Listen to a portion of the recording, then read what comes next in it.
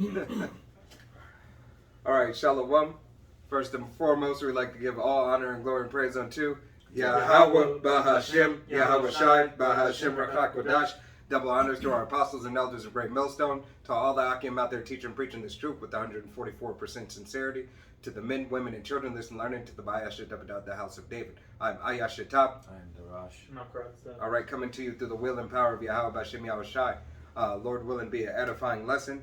The name of the lesson is going to be, for what if some did not believe? All right, for what if some did not believe? Okay, but without further ado, let's go ahead and get into the lesson. This is the book of Romans chapter 3 and verse 3, and it reads, for what if some did not believe? Shall their unbelief make the faith of Yahweh without effect? All right, so should it make it without effect? Should we have not believed on the word that he has given us? Should anybody take us, all right, and make us stop believing these things that we know to be true?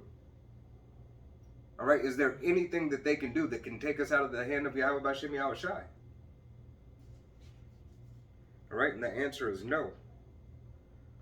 And verse 4, this is the book of Romans chapter 3 and verse 4. Yahweh forbid, yea, let Yahweh be true, but every man a liar. All right, so let Yahweh Bashem Yahweh Shai be true and every man be a liar. So when people try to say something against you or put you in a box, you know, try to naysay against you, okay, put dirt on your name, you know, especially for the times that we're coming into. All right, let every man be a liar, but Yahweh Bashem Yahweh Shai be true. Okay, you got something? Yeah, let me go real quick. This is book of Matthew, chapter 19, and it's 26. It says, but Yahushua beheld them and said unto them, with men this is impossible, but with the Most High all things are possible. Oh, with men this is impossible. All right, so a simple man can't make sure that you get to the destination that you believe you're going to get to. There's no guarantee in that. Right, and you know, just applying that scripture to the philosophies of this world, and the mindset that the majority of people are in under the rulership of Esau. Those things and that carnal way of thinking and living, are going to be done away with. God. All right, continue it on. This is the book of Romans chapter 3 and verse 4, and it reads, as it is written that thou Midas be justified in the sayings, and Midas overcome when thou art judged. All right, so when you are a judge, all right, that you overcome the judgments that you had to go through. All right, because essentially the judgments, all right, the judgments that we have to go through, we have to overcome. I'm going to read that again. As it is written, as it is written that every man, hold on. As it is written that thou mayest be justified in thy sayings, and mightest overcome when thou art judged. All right, so when you're a judge, of these naysayers, all right, these judges, all right, in this world, but that you might overcome through the will and power of Yahweh Bashem Yahweh Shai. Okay?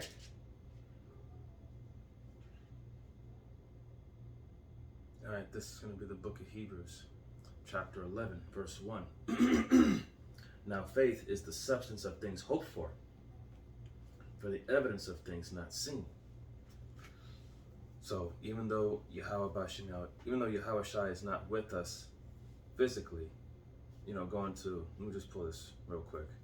This is Colossians chapter 2, verse 5. For though I be absent in the flesh, yet I am with you in the spirit, enjoying beholding your order and steadfastness of your faith in Hamashiach. So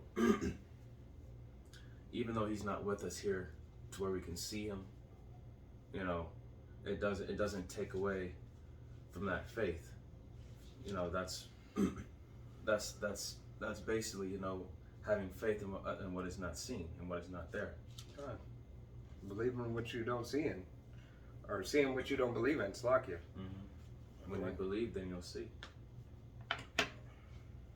God. This is the book of Ecclesiasticus, chapter 38, and verse 1. Honor a physician with the honor due unto him for the uses which ye may have of him. For the Lord hath created him. For the Most High cometh healing, and he shall receive honor of the king. It says, the skill of a physician shall lift up his head, and in the sight of great men he shall be in admiration. God. Hey, for the skill of that physician, a physician. All right, we know ultimately who's the chief physician. All right, Yahweh Bashem Yahweh Shai. But a physician, Salakia, Abaratazah would be those men. All right, that would be the prophets. All right, rightly teaching you about these judgments. All right, and understanding that nobody can take us out of the hand of Yahweh Bashem Yahweh Shai. All right, with Romans, going back to Romans 3:3. All right, for what if some did not believe? Shall their unbelief make the faith of Yahweh without effect? No. All right, no. Because Yahweh, you know, Yahweh predestinated them, you know, not to be healed. You know, which ultimately means that they're not a part of the elect. You know, it's like if somebody was sick but they were refusing, you know, care, yeah, from a doctor. You know, they were avoiding going to the doctor. So that's the same thing as Yahweh Shem Shai. You know, refusing his only begotten son is like saying you don't want to be saved. God. It's on your direction. This is 2nd Ezra chapter 15, starting at verse 4. For all the unfaithful shall die in their unfaithfulness. So, those who don't have any faith or don't show their faith, they're gonna be judged in their unfaithfulness. That that goes to the mockers and the scoffers, and those who don't take heed to the word of Yahweh Shem Shai. So that's why faith it's a priority in this truth. That goes into fasting and praying and studying. That's how you have your faith, through your works. And those who don't have that works with their faith, they're dead, spiritually dead. There's no understanding in them. They're in that darkness. So that's why it says again, Ezra 15:4, for all the unfaithful shall die in their unfaithfulness. And that, like I said, goes into mockers, scoffers, those who don't take heed, or those who turn their back on this truth. Or those don't call on the name. Or you gonna die not believing. That ain't the true name. God.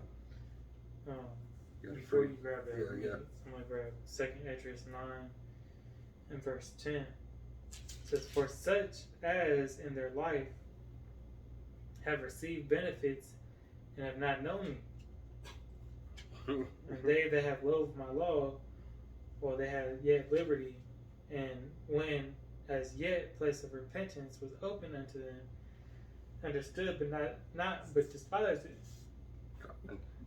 There it is once again. Yahweh Shem Shai gave you an opportunity. All right.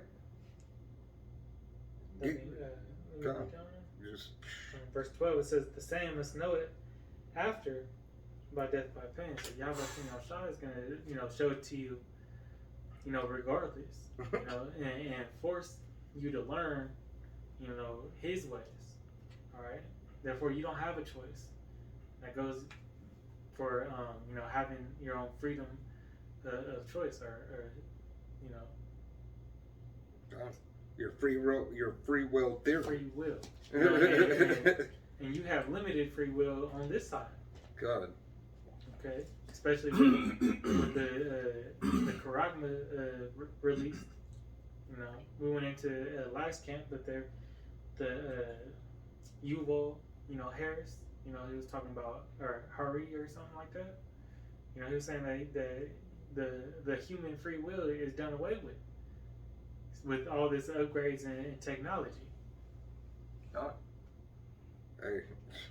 And that's foreshadowing, Yahweh Shem Shai, forcing his will on the people.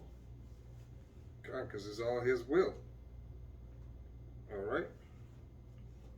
This is the book of Habakkuk, chapter 3, chapter 2 and verse 3. And it reads, "For the vision is yet for an appointed time, but at the end it shall speak and not lie. Though it tarry, wait for it, because it will surely come. It will not tarry." All right?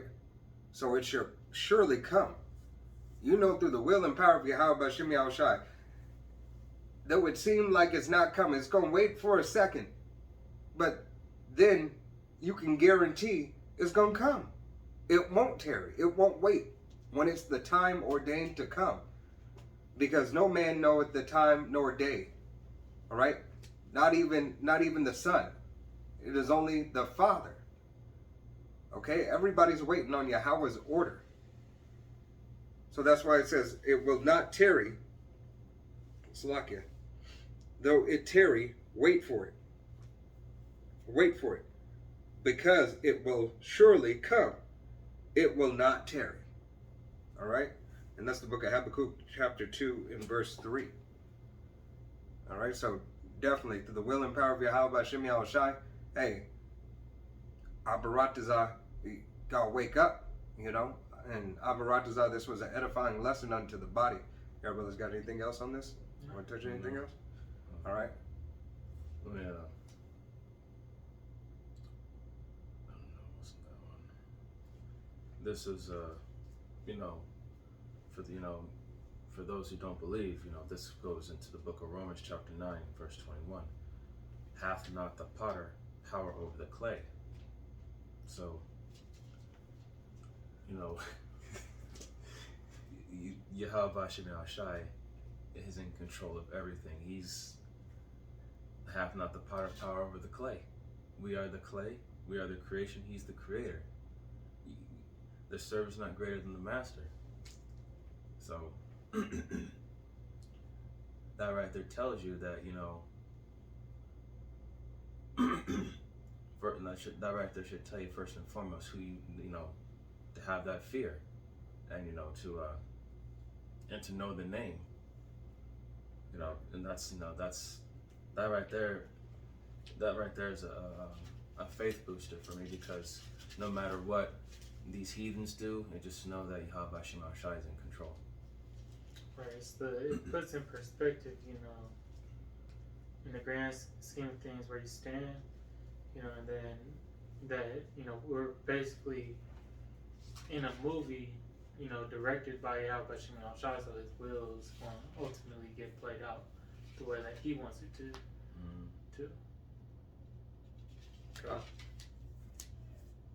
Hey, because, what is it, roughly paraphrasing? Man's goings of Yahweh Shem Shai? Yeah, man's goings of the Lord. How then can he understand his own way? God, how then can he understand his own way? For a way which seemeth right unto a man leads his destruction. Yep, Proverbs. All right. But hey, Lord willing, this was edifying unto the body. I want to give all honor and glory and praise unto Yahweh, Bahashem, Yahweh Shai, Bahashem Rakak Wadash. Double honors to our apostles and elders of Great Millstone, to all the Akim out there teaching and preaching this truth with 144% sincerity, to the men, women, and children listening and learning, to the Mayest, double out the house of David. Till the next time, we say Shalom, Wa Abba. me see that too. I see that too.